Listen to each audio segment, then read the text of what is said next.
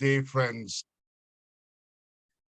and thank you for being here again on our live workshop, Falling for Young Adults, with my dear friend Jomer Deleon, and our guest speaker here today, Steve Bimpson, who's a marketer. Hello, Steve. Thanks for coming along. And hello, Jomer. Thanks for being here again. Thanks for all your support. Just like to thank just a few people. Just before we start the meeting, you're welcome, Steve. Just like to introduce a few people. I'll just say thank you to a few people who really working behind the scenes to make this meeting happen. Andrea Gimpintiani, Anshu Tiwari, Lisa Marie from our Global Speakers Talk community. And we do like our own workshops regarding Global Speakers Talk community here. And we're always looking to inspire our younger generation of young children. So that's exactly what we do, and young adults. And today we have an amazing person on with us called Steve Bimpson, who's a marketer. And we're going to have an amazing workshop with him today. He's going to answer some amazing questions for us. He's going to give us some really good insights and good knowledge, why he's successful and what he actually does. And I'm sure you'll get some real nuggets of great information from Steve and from Joe and myself as well. And yeah, we just hope you enjoy the workshop. So just thank you for being here again, ladies and gentlemen, and the Global Speakers Talk community. And thank you for supporting us. So Jomer, hello, my dear friend. Hello, Frankie. It's that time of the month again. I don't know how many times we have done this, but every time we start, there's always that bubbling excitement inside of me. We are very, very pleased to have our dear friend Steve with us. And what I would like to start with is let our friend introduce himself so that people who doesn't really know him, give him opportunity to tell him who he is. And then we can jump directly to, I think it's a very, very important topic that all of us need to know and need to learn how to do it well, which is how to have effective communication. As he said, communication is about business, it's about life. No matter where we go, we communicate. So learning how to communicate effectively is very crucial in our day-to-day life. So having said that, our dear friend Steve, please tell us a little bit about yourself so we can get to know you better. Thank you. Thank you, Jomer. Delighted to be here. It's very kind of you to invite me along. For those of you who don't know me, Steve Bimpson. I'm a business coach and a business mentor, but I'm also a long-standing expert. Well, I say that humbly, really, but I've been marketing and selling for over 4 decades. And this year, July, was the beginning of my 38th year in business. So I've been doing something right, the fact that I'm still here, I guess. And my goal as a business owner myself, my primary goal is to help my clients achieve theirs. Fundamentally, that's what I want to do. So I work with business owners who are looking to grow their businesses, and I help them embrace different ideas, different strategies. Some people I work with holistically on their business as a whole. So every aspect of it, from planning the business to the growth to team building, whatever they need. And then my other real area that I love an awful lot is focusing on marketing. The biggest single issue in business is how many of them don't succeed, actually. There's an awful lot of businesses fail. Depending on whose statistics you go to, from what I can see, about 45% of new businesses fail in year 1. They don't make it throughout the first year. Only 20% make it to year 5. And I'm told that of the 20% that make it to year 5, only 20% of those make it to year 10. So only 4% of businesses are still in existence after 10 years. And I've been networking for 35 years with businesses, met lots of business owners, and I know a lot of people whose businesses have failed. And the tragedy is, it really isn't necessary, because the main reason the businesses fail, they tend to call it lack of cash flow. And what that means for most small businesses, there are other technical reasons that can cause cash flow problems. But for most small businesses, what that basically means is they don't have enough paying customers. And that comes down to marketing and actually having, more importantly, the research that went deeper into it is that most businesses that fail don't have any kind of a plan, either a business plan or a marketing plan. So that's what I help business owners do, is get to grips with those things, understanding them, because the sad thing is that most people don't do these things because they don't know what they don't know. If they've never done it before, you know, they don't even know they have to half the time, or what it involves. So, you know, that's where I am, that's who I am, that's what I do. And after all this time in business, I absolutely love every minute of it. So that's me. Thank you for that. Thanks for that introduction, Steve. And again, there's so many points already that you mentioned, I think, that are very crucial, that are very important. Either our listeners are either just starting their business or they're already in their business. And I know for a fact that everyone who's in the business, the biggest part of the challenge is the marketing. A lot of business individuals, entrepreneurs like you, like Frankie, we have the drive, the passion for our service, but how we communicate it effectively to the right people often is where the disconnection fails. And as you said, often that can lead to not enough clients, that can lead to not enough cash flow. And then, as you said, most businesses, the first year often fails. I know for a fact that was part of my struggles in the beginning as well.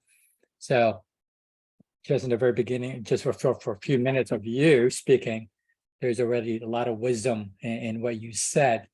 Now, how do you see the importance of, I think you said, what you said, which is the number one skills in business and life is communication. So how does the skills of communication positively affect the marketing process of business? Well, you know, there are very few things in life or in business that don't involve communication. And, you know, one of the things you get from being, you know, I sometimes jokingly refer to myself as an old fart. You know, I'm 62 next year. I don't actually feel like an old fart, I hasten to add. I don't feel much different to when I was sort of 18 or 21. But, you know, one of the benefits of the time is that I've always believed in being a lifelong learner. You know, what we learn at school, college, university, anything like that, do you know what? That is just the tip of the iceberg. That doesn't get you through life. And for me, you know, I learn every day. And whilst I'm trying to teach business owners and clients, they teach me every day as well. And that's the thing. And some people have a very closed mind in that respect, and others are very open. But when you have this open mind, you start to gain, you know, you learn lots of things along the way. And so you start to realize that most of the problems in this world, most of the problems in life, most of the challenges people face in business actually come because of unclear communication or miscommunication. Somebody says one thing thinking they mean something in specific, but the person receiving the communication takes something different away from it, because, you know, there are little things that could be missing. And I was taught many years ago that I was probably in my early 20s, and I went on this training program, and they really drilled. We spent 2 or 3 hours one morning going into how important it is to not skip over even a single word you don't understand when you're in a learning process. Because if there's one word that you're not completely clear of, and you don't actually say, hang on, let me get this, what does that mean? You may still feel you're up to speed at the moment, but you move along the line and all of a sudden things are happening and you don't understand them. And the reason you don't is because of this word.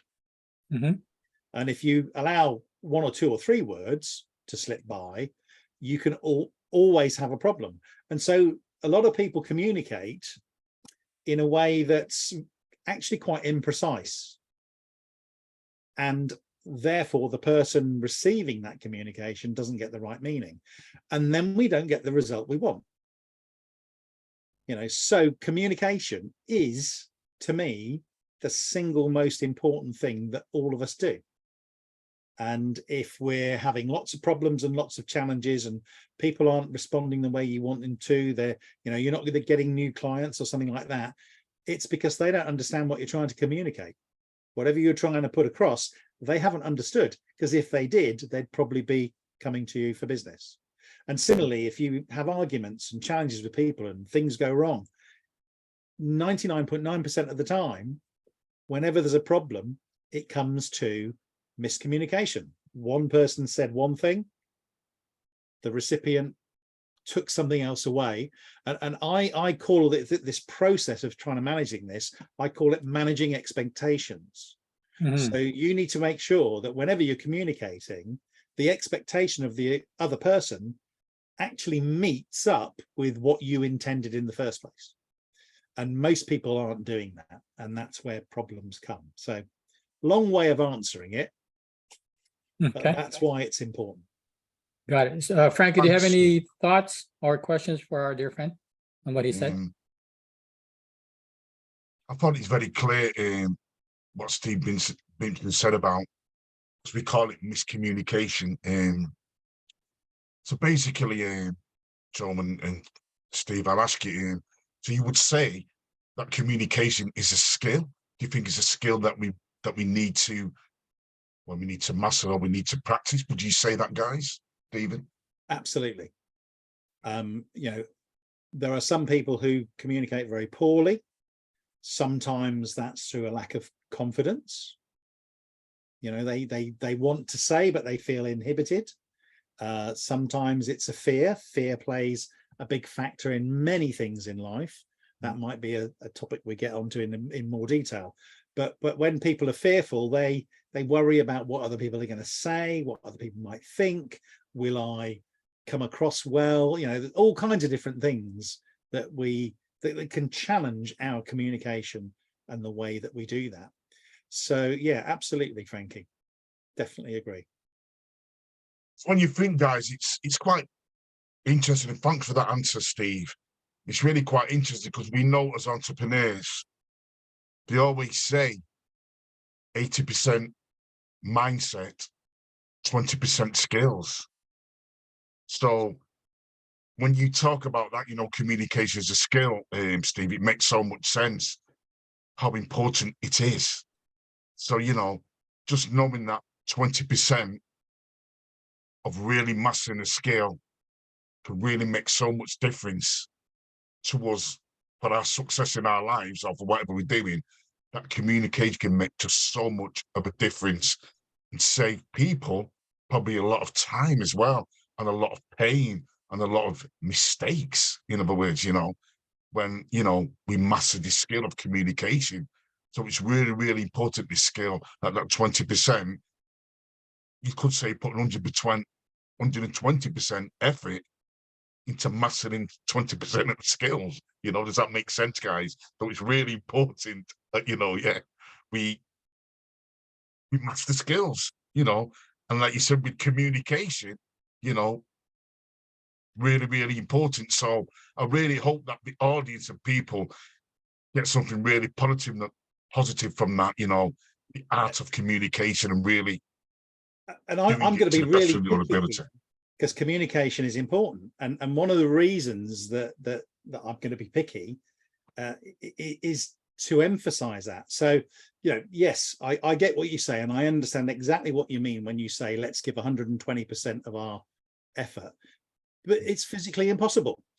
You cannot give more than 100%. You know, I hear people saying 1,000% and all of these things, you know, and I get what they're trying to say, but it simply isn't possible and isn't true. And if you're exaggerating communication in one way, what you've got to bear in mind is we subconsciously get communication. Communication happens on 3 levels. It happens with the words that we say. It happens through the voice and the way we use our voice. So intonation, emphasis, expression, variation in volume and pitch, etc. And then the other thing that's really important is our facial expression and body language.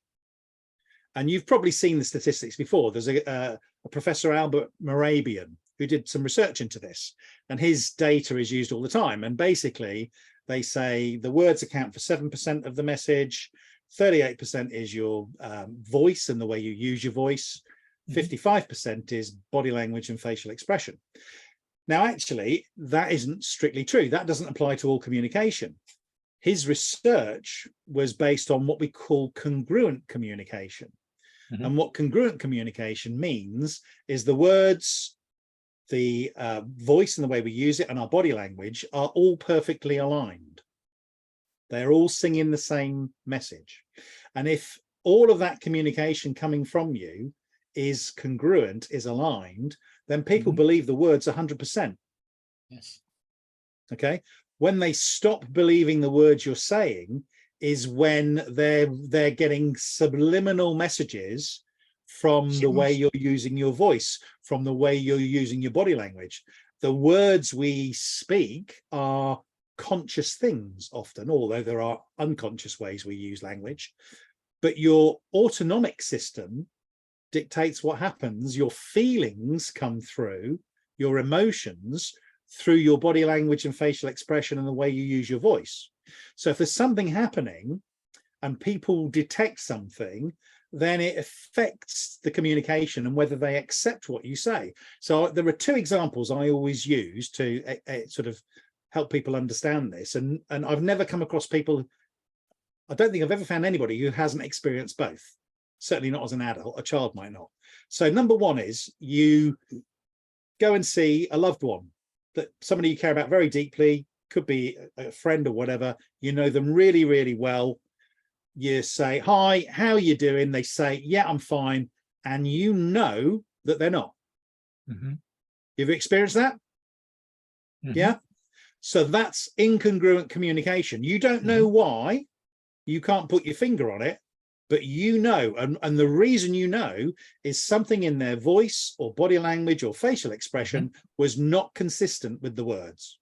Yes. And you pick up on it. And we're all assessing everybody we communicate with all the time. The second thing is, if you think about something you bought, I don't know, had new double glazing, new windows fitted at the house, or a building project, or bought a car or something like that. You were talking to a salesperson, they're trying to sell you something. Everything they said made sense. It was all perfectly logical, but something just didn't feel right and you didn't want to buy. You've experienced that as well? Yeah. It's exactly the same thing. There's incongruency in the communication. Now, the challenge that we have is we feel this, but we don't know why. They could be lying their pants off trying to sell us something that's a bit of a pup.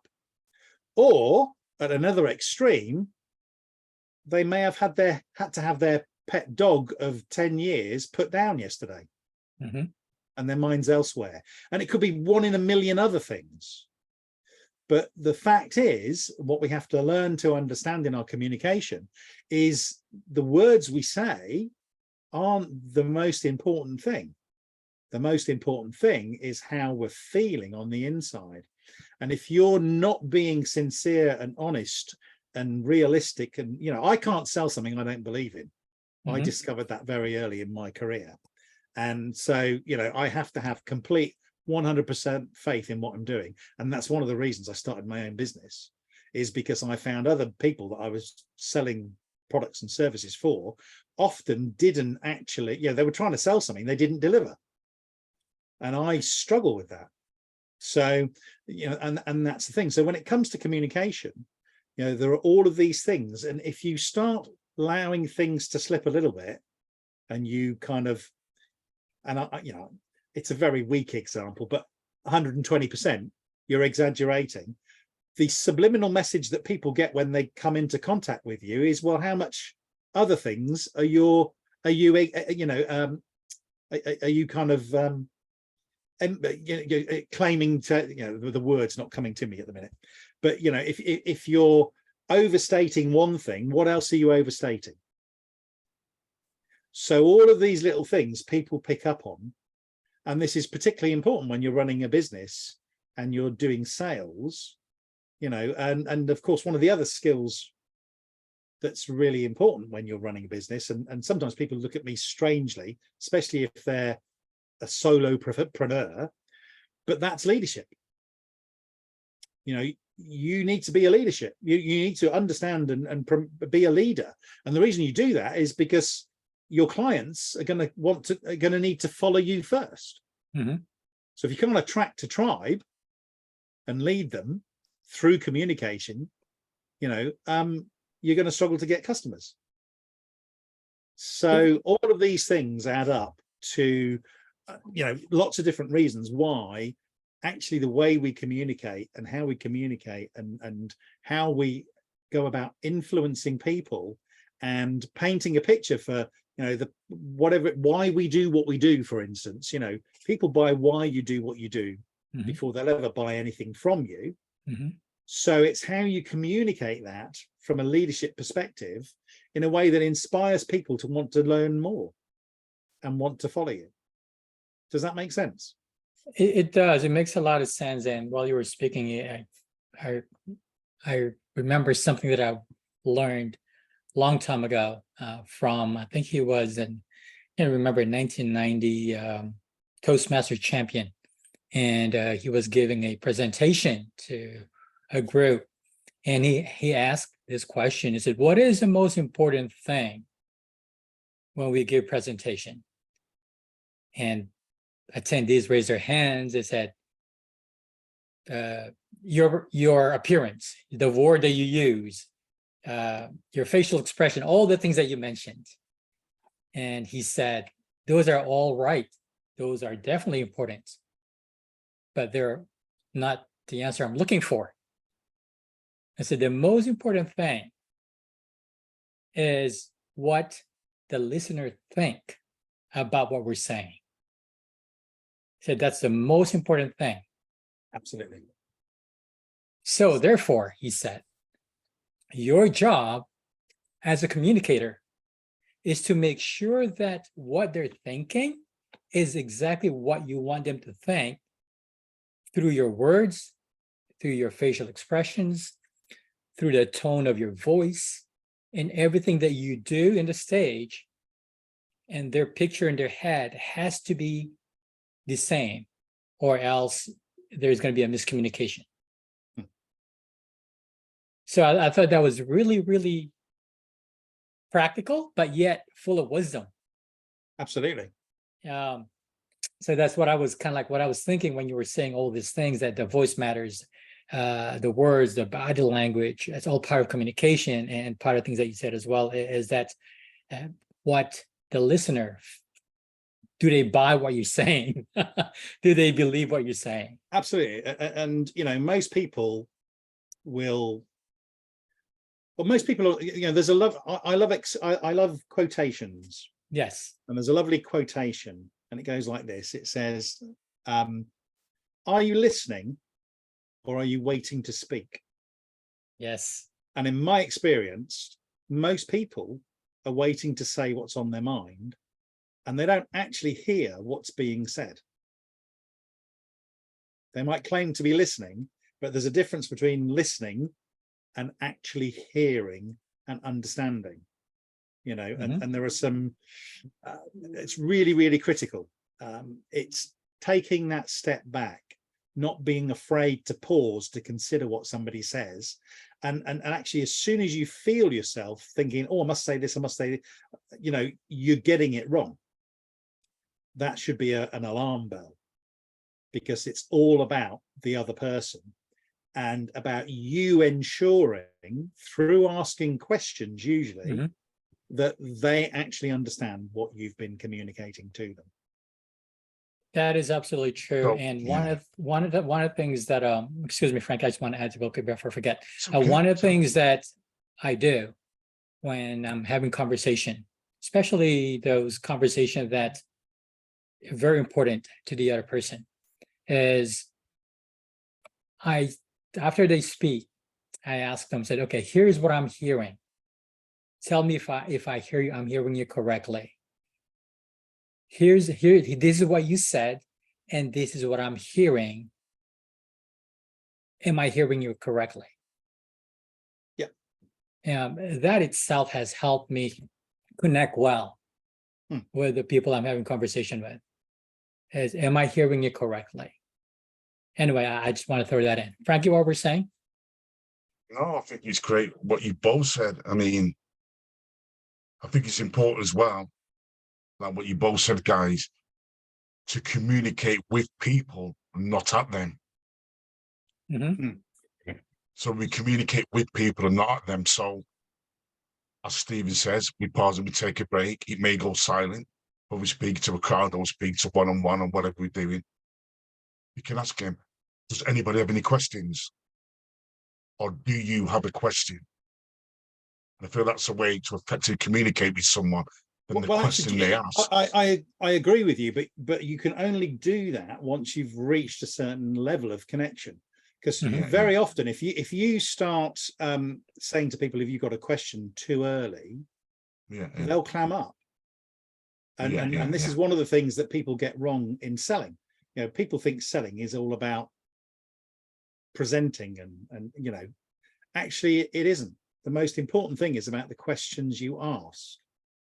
So, you know, I've always maintained if you ask a prospective client enough of the right questions in the right way, they will tell you everything you need to know to help them buy. You won't need to sell to them at all. You know, and I'm always saying to business owners, stop trying to sell. You know, don't sell, help people buy. You have to understand sales as a business owner. You've got to understand how it works. You've got to understand the psychology behind it. But once you do that, it's largely about the questions you ask.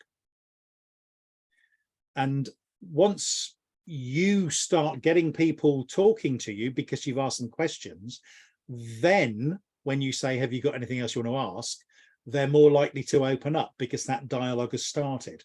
But if you ask them if they've got any questions too soon in the dialogue, they don't feel comfortable enough often to share. That doesn't apply to everybody, but we don't always know. You know, people have different personalities. There are different communication styles. There are different learning types. We've got visual, audio, kinesthetic. You have different personality profiles. So I'm what we call an ID. There's a system called DISC that I'm very familiar with. There are lots of different systems, but you know, my better half is much more. She's an SC.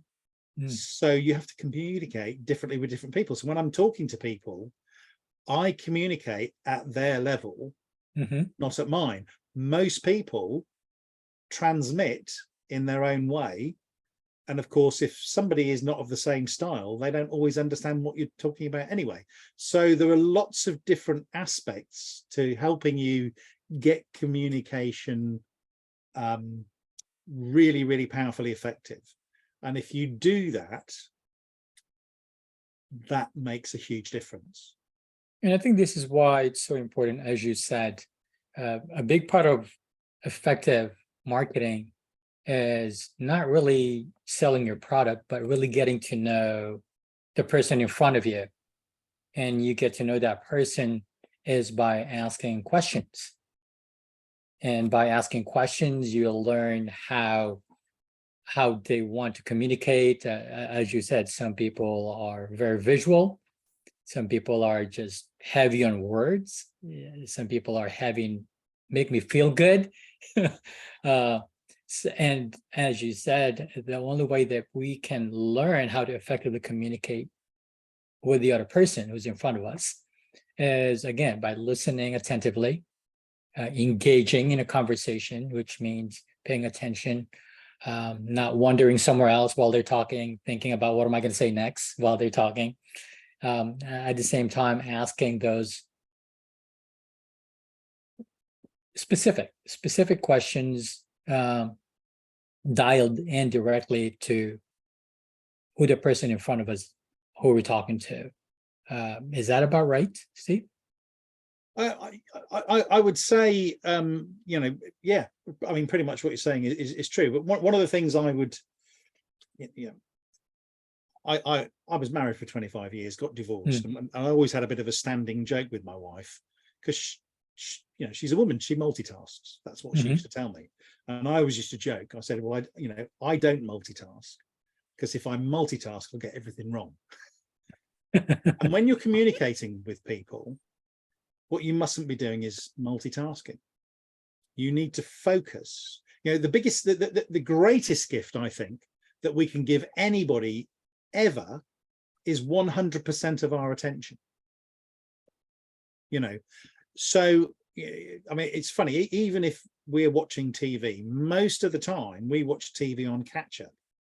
And the reason I like to do that is that sometimes Nicola will suddenly start talking to me, or me to her, and you can pause the TV and actually have a conversation still. You know, whereas if you're watching a live program and you're into it and you're trying to do it, you can't do both. You know, and if I try and do both, I just mess up both. So I don't do it. You know, I used to jokingly say I don't multitask, but at least I get everything done properly. Could be why I ended up being divorced, but who knows? Yeah. It was just a fun. I love that. But you can only actually, you know, your mind can only focus on one thing at a time. So you're not actually multitasking. Your mind is jumping from one thing to another, to another, to another, to another. And that creates potential problems in terms of whether you do it well or not. So, you know, when it comes to communication, focus, definitely listen. You know, I've got a piece of paper in front of me. So if there's something that somebody says that I want to come back on, and this is easy in a business situation, it's not so easy if it's a personal conversation. Yes. But I'll make a note of it so that I don't have to try and jump in. Because what spurs people to jump in and say what they're thinking is they know they'll forget if they don't do it now. So they think, oh, I'll interrupt. And of course, that's, you've got to understand how people take this. You know, one of the things I've been asked about, you know, when I'm asking lots of questions, you mentioned it as well about, you know, people caring, didn't you? But your prospect doesn't care how much you know until they know how much you care. And one of the things that you do absolutely 100% unequivocally, if you ask lots of questions, is people think you care. And you're probably asking questions because you do. You know, the reality is you do care. You can't ask lots of questions because you don't care. You know, if you do that, they'll sense it because of the lack of congruency. But if you're genuine in what you're asking, and you genuinely do, and, you know, if I'm working with a client, I genuinely want to help them succeed. Yes. And the more interest you show in them and what they're doing and how they're doing it and all of those kinds of things, they start to realize that you actually care about what you're doing. And that is, you know, it's very difficult for your competition to get a better sort of advantage than that, because if people genuinely believe you care, they'll want to do business with you. And that's one of the things I've always said. I never, you know, I had a hardwood flooring business. I never ever tried to sell a floor. I tried to communicate what I did in such a way that I left them where they believed we would do the best job for them. Because if they believe we'll do the best job, chances are they're going to want to buy. So, you know, it's kind of, does that sort of make sense? It does. It makes a lot of sense. As far as what you're saying, focus more on, again, it's a very prospect or client-centered approach of marketing versus product-centered. Most marketing are very product-centered. Here's my product, and then they expound what the product is all about, neglecting if the prospect or the client even care about the benefit of the product. Most salespeople are on transmit. Uh-huh. And to be fair, you know, Uh-huh. with business owners, most business owners come into business without realizing they're going to have to sell. Yeah. And most business owners don't want to be a salesman. Yes. And as a consequence, they're fearful of being seen as a salesperson. Mhm. And, you know, you've heard it said that the thing, you know, whatever we focus on becomes our reality. Mhm. If fear occupies your mind, it's the thing you're focusing on. So Yes. when people are fearful about looking like a salesman, guess what usually happens? They You end up become one. looking like a salesman. Yeah. And then they don't get business. So there's a That whole is- host of psychological stuff that plays its role here. But absolutely, yeah, absolutely. Frankie, do you have a question for our friend? So Or obviously you made some really good points here. So you could say as well, because like you say, nobody wants to come across as sales or comes across as a salesman. So it could be that there's a maybe because it's like we want to know the person. So we want to know the person, we communicate with the best that we can. Maybe it can be a repetition of times where we speak to that person over a number of times and we go back and we talk to them and we communicate with them and we get to know them more on a better level. And then when they see that we communicate with them effectively, I feel that that person will open up to us then because he feels, oh, this person really cares about me. He's communicating effectively, but he's got time to speak to me and talk to me about what it is that he does or what it is that I want to do. So then again, I feel what I've learned, especially when it comes into sales, is spending time to speak to people over and over again. Just make that communication, over again, and do it over a repetitive number of times to show that you're really interested in that person. And I think sometimes that can help. You bring yourself closer to that person, and that helps with effective communication. Because it's like anything. I feel that basically, like effective communication, you have to put things into practice or do it to know if it's going to be effective or not. So, you have to communicate. You have to, what is it like, trial and error? It's like trying to test something over and over again to see if it's working and it's communicating effectively. So I hope that makes sense. I hope that makes sense of what I'm trying to say there. Yeah. I get what you're trying to say, and there are all kinds of things that happen in sales. I have a little model I call 7 steps to a profitable relationship, and it's about a ladder. So there's a 7 ladder, and there's 7 different steps that people go through when you're building a relationship. And one of the biggest mistakes I see is that people are trying to sell before they are on. So the way a model works, Frankie, Jomer, you each have a ladder for me, and I sit somewhere on a step on your ladder based on your perception of where we are. Okay.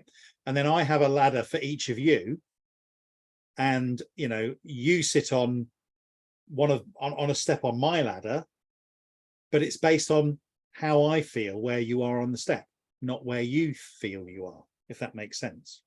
And what happens is, the steps basically are awareness. So when you first meet somebody, that's the first step. You didn't know they existed. Now you do.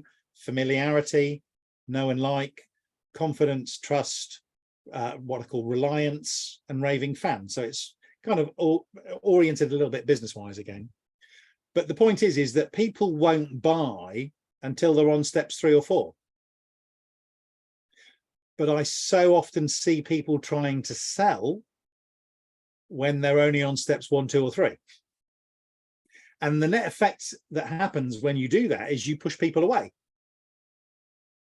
And in marketing, people often say to me, my marketing isn't working. And I try to get people to think about it differently. Your marketing always works. It always has an effect. The question is whether it's having the effect you want it to or not. So your marketing, any messaging you do, any communication you have, even if it's not marketing and it's something else, it does one of 3 things. It either leaves people completely unmoved, so nothing has changed about whatever situation you're talking about in their mind, or you've pushed them further away, which is not what you want. What you do want is to get them to draw in closer towards you. So good marketing draws people in. If your marketing isn't working, you're either leaving people where they are unmoved and it's not really having any effect, or you've actually pushed them away. And if you try to sell too soon, you push people away. And when you start pushing people away, it's very difficult to get them back. You kind of almost lost it then. So, you know, when it comes to those kinds of things and testing, and what you were talking about, Frankie, is that, you know, it can take time to build a relationship.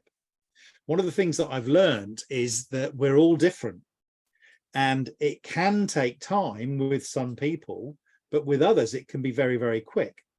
So you have to recognize what's going on in conversation and in communication. You know, there's a process in sales we call qualification, and it kind of encompasses that.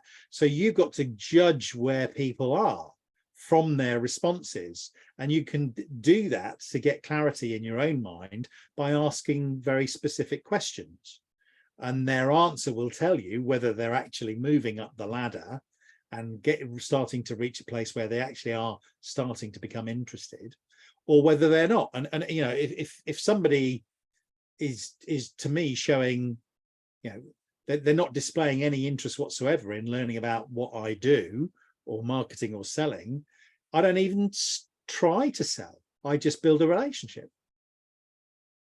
You know, so you have to respond all the time. There's no one way. There's a process that you need to understand, but with some people that can happen really, really quickly, and with others it's really, really slow. I mean, I was a member of BNI for a long time. So in BNI you pass referrals, and one way of illustrating that difference is, you know, if a florist joins your BNI chapter, it's actually relatively easy for you to give a bit of business to a florist and buy a bouquet of flowers to try them out. But if a financial advisor joins, when that's a much, much bigger thing, where they may be handling all the money you have in the world, you're not gonna, that relationship's probably going to take a little bit longer.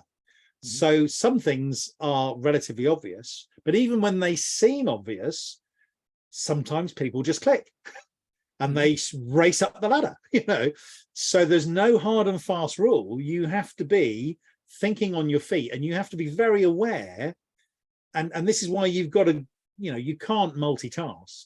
You've got to give people your undivided attention, because otherwise you miss all of the messages that are coming back. And I've sat in room and I've trained people, used to teach people to sell and then go out and do you know, presentations, take them out in the field and do it with them. And I've sat and watched as people are missing signal after signal after signal, and they're just oblivious because they're on transmit and not on receive. You know, they're just not aware of what's going on. And it comes down to this, giving people attention, really hearing what they say. You've probably heard of Stephen Covey's book, 7 Habits of Highly Effective People. Well, habit number 5 is seek first to understand and then to be understood. And that is, well, in fact, all of his habits are gold dust. You know, all of my marketing begins with habit number 2, which is always begin with the end in mind. What do I want people to do as a result of what I'm doing? That's the first thing I consider. And then I create a trail of breadcrumbs that works backwards to lead them where I want them to go. You know, so there's lots of stuff. I'm a great believer in systems, processes, principles. I love what I call great principles. They apply in any situation. And, you know, once we understand the principle and we start to apply it, it just works. But it enables you, really understanding the principle enables you to assess where people are and see and make judgments so that you know, if they're moving up the ladder. So yes, often in marketing and sales, if you've got a new client that you've never met before, often it takes between 7 and 12 touch points. according to industry statistics. But just because that's industry statistics doesn't mean to say it will do that with everybody. Some will step one or two, touch one or two, will buy. Others might take 32 touches. And in marketing and sales, there are ways we can create touches out of thin air by doing stuff that other people don't do. So you can help influence that process and that journey. There are just so many different elements to it, and this is where, you know, four decades of learning and fine-tuning and testing things and seeing how they work and paying attention and applying things gives me an enormous amount of perspective on how these things work, and also helps me help my clients. Two things I want to say. One is that what was it about? Something about marketing, and also in marketing as well, especially the initial meeting. I find that that's also an opportunity for me to learn if this person is the right client for me as well. So it's just not about them trying to figure out if I'm the right coach, but I'm also trying to process by asking questions, getting to know this person. Is this the right client for me to serve? And several times after the initial conversation, I have said so many times that, you know what, I'm not the right coach for you for these specific reasons. But I do know someone who will work well with you. And that's effective communication as well, Jomer. Yeah, exactly. Are you interested in connecting you with this person or not? I mean, what you're saying is absolutely right, and actually, you know, I take my hat off to you, Jomer, because a lot of business owners aren't really fully cognizant with who their clients are and whether they're the right fit. So when we say to people, we need to find out if we're a right fit, it's a two-way thing. You know, and a lot of people are, when they're trying to sell something, are just trying to make themselves look like the right fit to the customer. But actually, if they're not the right fit for you, then you should say no. If you actually can't help them, you shouldn't try and sell them something. Yes. If you know it's not going to actually do the job properly, you know. Yeah. And there's an enormous power that people don't realize. You know, if you say to a prospective client, actually, do you know what? I'm not the coach. I don't think I'm the right coach for you, but I do know who can really, really help you. You might not get business from them, but in doing that, you know, I've had countless times where people I've said I can't help and referred them to somebody else, countless times where they have referred people to me. Yes, exactly. Because what that tells them is that you are a person of integrity. Yeah. And when they understand that, they know they can happily send people they know to you, because you'll operate with integrity with them as well, and you'll be equally as honest. So, you know, all of these things, you know, getting to know who you are and what your values are, and then not compromising on those for anything or for anyone, will push away some of the people that aren't a good fit. You know, I've become known for colourful shirts in marketing. I did a presentation about 8 or 10 years ago, and you know, it was all about how to stand out. And I was going to a room full of business people who were all going to be dressed up, suited and booted, etc., etc. So I went and bought the brightest, boldest, colourful shirt that I could find, and I was like a beacon of colour in a sea of grey suits, and you know, and what happened was, it really helped me make my point. And at the end of the meeting, people were taking photographs, sharing it on social media, and they were saying to me, Steve, you need to come to the next meeting with an even bolder shirt. Nice. So I ended up getting these things. But one of the things it does is I hate it when people judge me based on how I dress. If I haven't got a suit on, Some people will not even talk to me about business. Mhm. They're not my target client. So if I wear the shirt, they don't even ask me about business. We'll have a chat and we'll be friends and we'll go for lunch and all of those things. They will never ask me for business because they don't want to do business with somebody that doesn't wear a suit. The people that are my clients don't care. They're perfectly happy that I am who I am. Yes. You know, and so all of these things, you know, everything has a pro and a con to it, but we can make anything work for us if we handle it openly, honestly, objectively. And if we understand who our clients are and who the people we want to work with and would be happy to. So, you know, all of these things become a great strength, but a lot of people won't embrace these things out of fear because, oh, if I don't wear a suit, you know, I know that is a bit of a trend that's changing a little bit in the last 10 or 15 years, I suppose. But that principle applies to lots of different things as well. So yeah, it's like you said, Steve, it's like and Jomer, you can communicate to your right audience of people, yeah, by the way you dress, like you did, Steve. The way you dress, you communicated to the right people who were just right for you. So that the way you're dressing, that's a form of communication to people who think, oh, well, he's interesting. He's wearing a really bright suit. Maybe he's communicating to me, you know. So yeah, I think there's really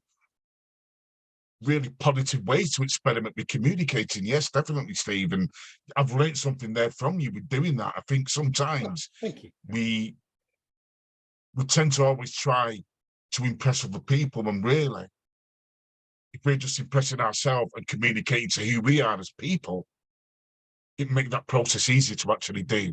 So yeah, I really understand that, Steve. Yeah, it's a really important point. Yeah, it's a really important point. Bringing that up, you know, you've reminded me of something that's really important. It's a great principle. One of my coaches and mentors, a guy called Peter Thompson, he always says, don't try to convince people, just be convincing. It's a very different thing. And it's a bit like, you know, you said, don't try to impress people, just focus on doing what people might find impressive, but doing it really, really well. You don't have to try to impress people. If you're just simply good at what you do, they're going to be impressed anyway. So don't try to impress. Spend your time refining your craft, whatever your craft is. You know, I did martial arts when I was young. Started with judo, karate, taekwondo. I ended up doing Tai Chi. And Tai Chi, one of the things we learn is the principle of least effort. So you should never use more than a couple of ounces of effort against any opponent. And you should never allow them to use more than a couple of ounces against you. And, you know, it's the same thing applies in anything. If you try too hard, you will never do it effectively. But if you focus on, instead on doing it well, focus on the action, the activity, not the result, the result will take care of itself if you do the activity well and you learn and get better and become more refined.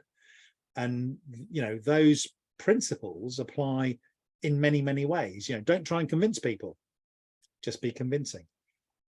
Don't try to impress, just focus on doing what you need to do so that your audience will hopefully find that impressive anyway.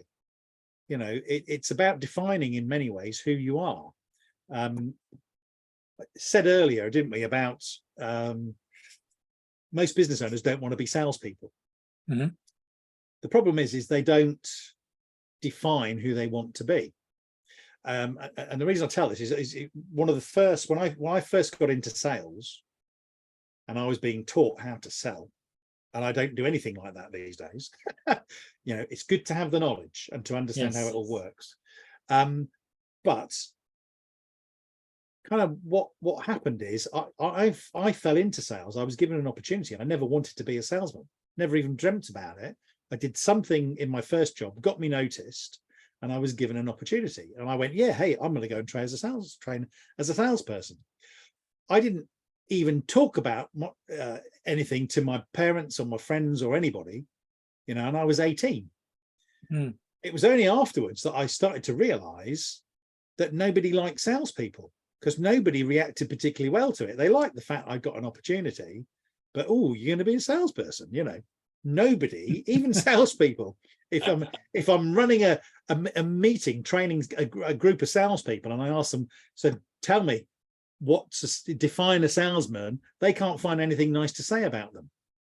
And shortly after this, I bought a training program by Brian Tracy. In fact, I've still got it up on the shelf up there. And he did a little exercise, and the exercise was really strange at the time. And what he said is, I want you to imagine that you're a fly on the wall at your own funeral. And you're going to buzz around the room to the different groups of people, and you're going to listen into conversations from your work colleagues, your loved ones, you know, your friends, your family, all the people that are at your wedding. And I want you to write down all the lovely things you hear them saying about you. And it kind of, you know, you don't get the idea. But anyway, so did all this, went through it. And then he said, right, and here's the lesson. He said, what you need to understand is that nobody is going to say those things unless you draw a line in the sand today and decide to behave in a way that will cause them to want to say those things. And so what I did in those days, and again, I was 18 at the time, I redefined what salespeople were. I decided I didn't want to be a salesman or a salesperson. I didn't even want to be a sales professional. Sorry, I didn't even want to be a professional salesperson. I wanted to be a sales professional, because it didn't have the term salesman or salesperson in it. And I defined 3 levels. And I decided, what do these people look like? What are the kind of questions they ask? How do they behave? What do they do? And a salesman, I decided, or a salesperson, you know, basically was in it for themselves. Then number one priority was to get paid commission. And they almost didn't care about the client. A professional salesperson was much more of a win-win person, thinking again of Stephen Covey's book, Think Win-Win. But when push comes to shove and they're in a tight situation, they revert to type, and it's all about them and the commission, and they'll do and say anything they need to. A sales professional is somebody who only ever cares about serving their client to the best of their ability. And if they can't, they'll say no, that they can't, and try and help them find somebody who can. But it's all about the client. And I decided that was who I was going to be. And I decided, what are the difference? How am I going to ask questions in a different way? What am I going to do differently to what a normal salesman does? And I started to do those things. I took that principle that Brian Tracy talked about, and I applied it to defining who I was. And I became, believe it or not, my opportunity initially was to work part-time. I worked for a car dealership. I was still doing my other jobs because my opportunity gave me multiple responsibilities, but I was a backup salesperson there if all the salespeople were busy. And if I wanted to, I could go in at the weekend and they'd pay me commission on anything I sold. So it was an opportunity. In less than 6 months, with the exception of Bob, can't think of his surname now. Bob was in his 60s at that time. I was 18. He'd been in car sales for 40 years. And every other person that walked into the showroom asked for him by name. You know, I was chomping at his heels, but I was actually, within 6 months, was selling more than any other salesman on the site, and I was working part-time. And I believe it's because I didn't see myself as a salesman. And that made me comfortable because when I first started, it felt horrible. I nearly threw up the first time I was told I had a customer in the showroom waiting to see me. I had become so fearful of the whole thing. Mhm. And so, what I try to get my clients to do is, okay, so how do you want your potential clients and your clients, how do you want to be perceived? Mhm. So what questions do you need to ask for them to perceive that? How do you need to behave? How do you need to work? How do you serve them in order for them to feel that way? Let's define that, make those part of your values, and start behaving that way. And guess what? If you do that, your clients and prospects will see you in that way. It doesn't happen by mistake or by accident. It happens by design. Thank you, Some Steve. really great points there, Steve. Really, really some great points what you picked up on there. You mentioned some really great experienced entrepreneurs and coaches, Brian Tracy. He's an amazing entrepreneur. You mentioned some really skills about, words and what we say and our body language, and really, taking an interest in people. You made some really, really important points. And listening to you, Steve, I've learned so much from you, and I can see that you're a real man who's really mastered the skill of communication with what you've actually told us, and effective communication. And I've really took a lot away from you, Steve, today. So thank you so much for your time today, Steve, and what you've told me. I'm definitely going to take it away and put it into practice and really think about what you've said. So, John, would you like to say any more words, or just to wrap up the actual workshop? Steve. I'm sitting in front of full of wisdom and nuggets from our friend. And that's why from time to time you see me looking down, because I want to jot down the key points that I feel deeply resonate with me. And there's so many of them. And I thank you, Steve, for sharing your wisdom about something that you really know about, communication. I'm going to ask you one last question, and then as a way of respecting your time, we can close it right after. Because one of the things that we're doing in this monthly thing is to help the young adults. Sometimes parents might be listening to this, but they do have young adults under their home, under their care. How, because of social media and because of the technology that we have, sometimes, I don't know if this is true on your end, but I find it true on our end, even in our own family, sometimes that the communication itself, like sitting down, having communication, it's slowly to disappear. And now it's more about texting, and now it's more about emailing. Now, in your own experience, as a father, as a grandfather,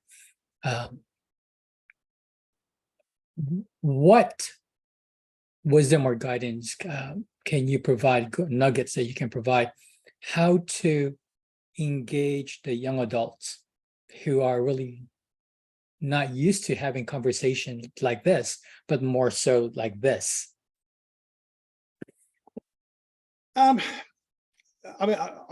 it's a tricky one in some ways. I mean, I think that almost the younger people are, the earlier they're introduced to that sort of technology, it becomes a big part of what they do. I'm a great fan of, if I go out for dinner, my phone doesn't come out on the table. It stays in my pocket. I don't get it out. I'm there to have a conversation. That doesn't mean to say if there's just two of us and one goes to the toilet, I might not check my email and then put it away. But I don't like it when you see people sitting at a table and they're all just not communicating. They're actually on their devices. For me, the communication, I talked about the different elements. I could tell you so many stories about the challenges with just using the written word, because you don't have any recourse to the voice or how it's being said. the emotion behind it. You don't get any of that body language or facial expression. And there are so many miscommunications and misunderstandings, because what people do is they superimpose their own feelings into the message, even when it wasn't intended. You know, because one of the things that really irritates me is grammar seems to have gone to pot as well. You know, spelling and grammar and all that kind of stuff. And yet grammar can make such a difference. You know, it's a bit like, I remember, oh gosh, it must have been about 5 or 10 years ago. I did a presentation and I was talking about communication. And I took this phrase, and the phrase was, Peter didn't want to buy that car. The meaning changes as you change the emphasis on the word. So if I say, Peter didn't want to buy that car, is different to Peter didn't want to buy that car. Or Peter didn't want to buy that car. Yeah, same words. All I've changed is the intonation from my voice, and you can do that with grammar by comma either side of the word you emphasize creates that emphasis, but that changes the meaning of the words. And you can't get that communication when you're not face to face. And if people really want to succeed in life and they really want to be happy in life, to me, you know, there's a lovely phrase that says you can't have a happy life if the journey through life is an unhappy one. You need to learn to savor and enjoy every moment. And actually, one of the magic things is the relationships we have. And you don't get them in the same way with just text. But most of the young adults I know, I have to say, whilst they may keep in touch with that way, they also connect together and they meet up and they do go out and they do stuff. So I don't, you know, I don't feel that it's necessarily that the human race is on the verge of falling off the cliff that some people might think it is. I think we learn as we get older. And we, you know, they always say, don't they, wisdom often comes with age and experience. I think it comes more with experience than age. I think some people become very wise very quickly because they're aware and they're paying attention to the lessons they're learning. You know, some people can go through all through their life, and I believe the universe is always giving us lessons to learn, and they don't learn anything. And there's no wisdom whatsoever when they're older. Again, there is no hard and fast rule. Everybody is different. But yeah, I've rattled on again a bit. Sorry, that was a long answer. No worries. Thank you. Thank you again for being with us, Steve. My pleasure. Now, before we close, for the viewers that we have right now, and also people who will be viewing this segment later on, if they desire to reach out to you, inquire more about what you do, yeah, what is the best way for them to reach out to you? Well, I'll put a comment in the thread on Facebook, and that way, obviously, my profile is there, so you can invite me to connect. The lovely thing about my name, Steve Bimpson, is there are not very many of us about. Bimpson's a very unusual name. I believe there's more than one Steve Bimpson on Facebook these days. For many, many years, there was only one of me. I think there's two now. So you can find me easy on a search. Similar with LinkedIn. You know, I'm really easy to find.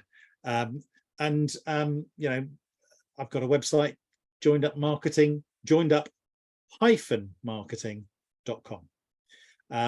But, you know, just through Facebook or LinkedIn is as easy as anything for most people. Okay. And I've got a personal email address, which is steve@bimpson.com. Okay. I bought the domain because it's easy to remember. Makes sense. Thank you so much. Frankie, any final thoughts? And then you can go ahead and close this, my friend. No, but just to say I've learned so much from both of you. Thank you so much for being here, Jomer, your support as usual. And thank you, Steve, for telling everybody about effective communication and what they should imply and how it can really impact their lives and everything that they do. So, Stephen, thank you so much for being here. Pleasure. Thank you. Same to you as well, Pleasure. Jomer. Thank you, my dear friend. You've you got both. the information from Steve that you need, guys. Thank you for your support. Looking forward to what you have to say about this workshop as well. And yes, please give us some feedback on what you feel, how the workshop went. And yes, I hope you've learned something about effective communication, why it's important and why we need to have that in our lives. And I'm sure the youth and everybody watching have taken something away very positive from this workshop. So Steve Bimpson again, thank you for your time, sir. I appreciate you and everything that you do. And Jomer, thank you so much as well. And I appreciate you and everything that you do as well. And yes, thank you so much, audience, ladies and gentlemen. And we'll be seeing and speaking to you very, very soon. And thank you for tuning in. Cheers, guys. Take care now. Thanks again. Thank you. Thank you, Steve. Bye-bye now. Bye-bye.